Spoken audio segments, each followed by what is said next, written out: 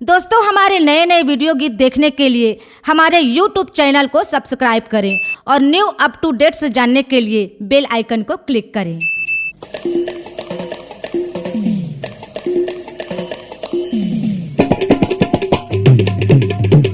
छेदी डारे ओ गोरी मोला छेदी डारे ना, छेदी डारे ओ गोरी मोला छेदी डारे ना, रे बोली लबान बना के गोरी मोला छेदी डारे, रे बोली लबान बना के गोरी मोला छेदी डारे।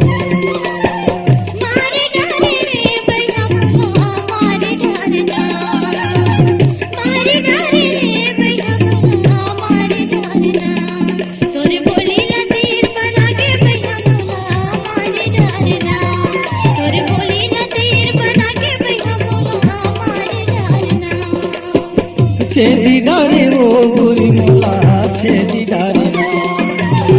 छेदी डारे ओ गोरी मोला छेदी डारे ना, तोरे बोली लबान बना के गोरी मोला छेदी डारे,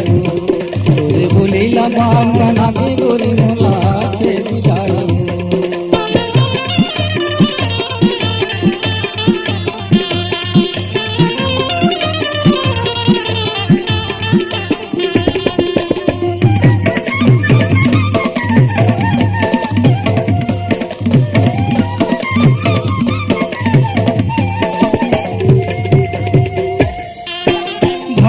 कसने तिमाओ गोरी लपेटी डारे मोला, चलो चाही मैं छने चलो बीच में पारे मोला, भौरा कसने तिमाओ गोरी लपेटी डारे मोला, चलो चाही मैं छने चलो बीच में पारे मोला। अंग अंग मोरे पीरा समागे, अंग अंग मोरे पीरा समागे, काला काला मैं बताऊं गोरी मोला छेदी डारे हो, तोरे बोली लबान बना के गोरी मोला छेदी डारे हो, तोरे बोली लबान बना के गोरी मोला छेदी डारे हो।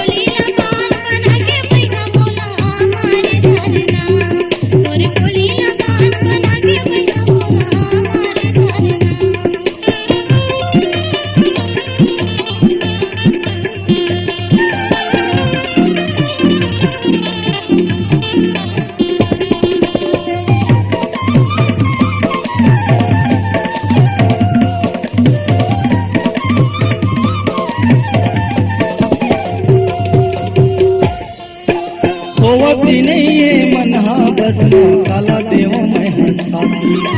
तैहा मोरे दिया बन जा मैं हाँ बनिया बाटी, होवती नहीं ये मनहा बसना काला देव मैं हंसा, तैहा मोरे दिया बन जा मैं हाँ बनिया बाटी। तन के दर्द मोला भारी होगे, तन के दर्द मोला भारी होगे, काला काला मैं बताऊं गोरी मोला छेदी डारे हो, तोरे बोली लबान बना के गोरी मोला छेदी डारे हो,